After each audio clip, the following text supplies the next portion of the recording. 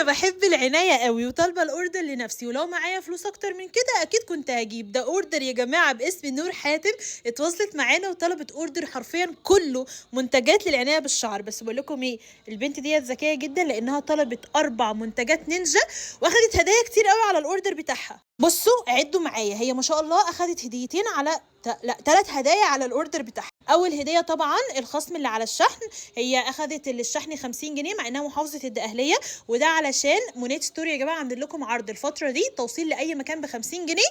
تاني هديه بقى اخدتها فرشه فك سوري فرشة مساج الشعر السيليكون. اوكي.